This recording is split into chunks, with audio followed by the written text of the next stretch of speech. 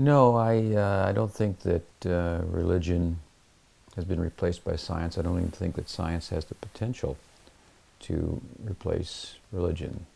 The two really deal with two different realms.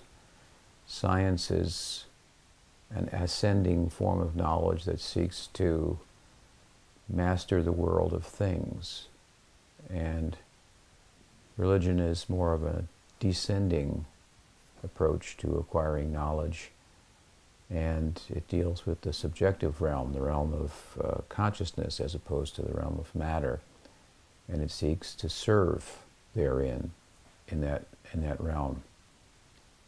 While science brings us a lot of knowledge, and very detailed knowledge about the objective world, and gains credibility there, we shouldn't think that the descending approach of religion to understanding the subjective world is less insignificant,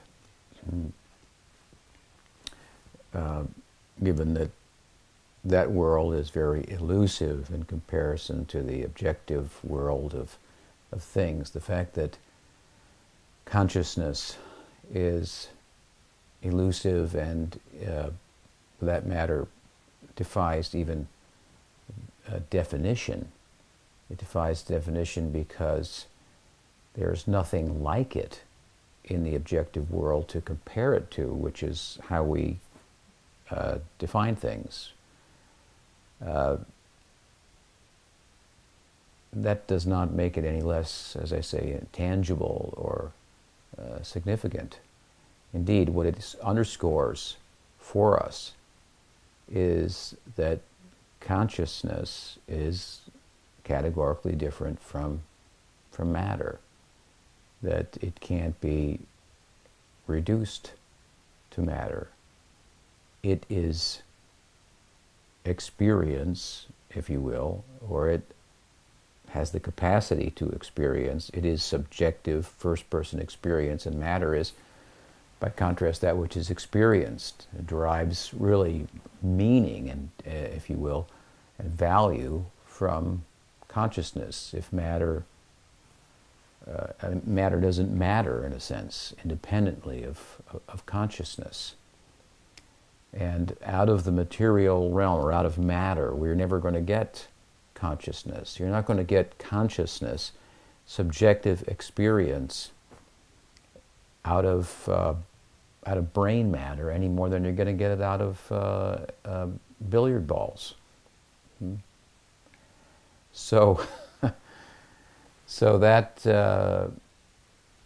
methodology that affords us understanding of consciousness has to be a different methodology than the objective methodology of modern science, a subjective methodology. And that's really what genuine spiritual practice is about. To use a generic term, let's call it yoga. Yoga is also, I say generic because it's something that that constitutes real and tangible spiritual practice that can be embraced by any I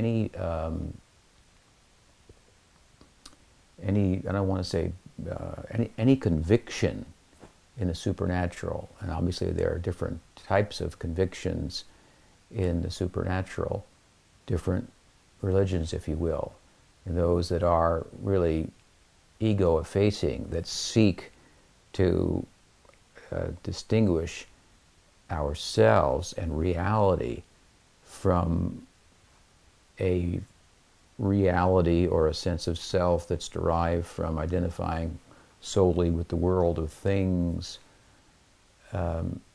is a religion that really has value and constitutes, I would say, the larger circle in which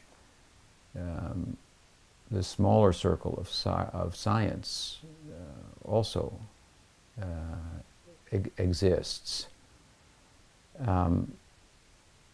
So, yeah, you know, science, yeah, it doesn't have the potential really to even replace religion when both disciplines are properly understood.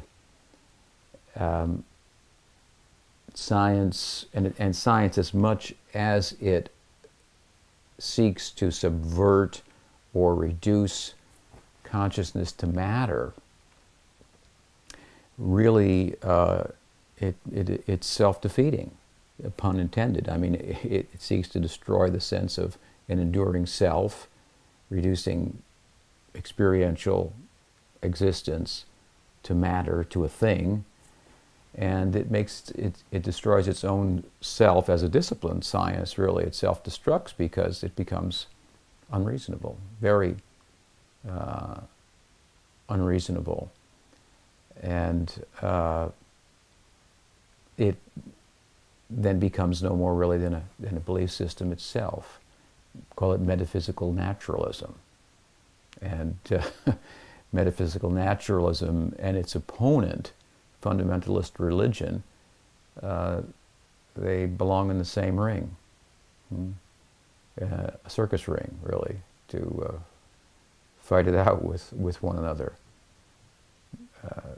Real religion, real spiritual practice is a different species altogether. I would say in real science is as well, and they do, as much as they're different disciplines, as I've spoken about them, they nonetheless, I think, can have a common meeting point that in which they complement one another.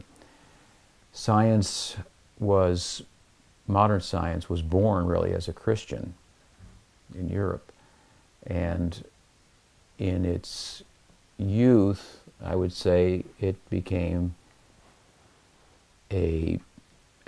agnostic, and in its adult life now, it is arguably becoming atheistic. But if it is to endure into old age and afford us real, comprehensive wisdom, it has to become a mystic. And this mysticism really is the ground, the common ground on which science and religion can meet, and as I say, complement one another. Therein, we would do, for example, science, and it's consciousness that does science. Of course, we would do science. We would examine in whatever detail the objective world, primarily for the purpose of facilitating humanity's pursuit of plumbing the depths of the significance of consciousness. And that kind of a science gives real value to science, and that kind of a religion then that is informed well by science as to the nature of the objective world, with the purpose, as I say, of facilitating the pursuit of consciousness, becomes a religion that's then well informed.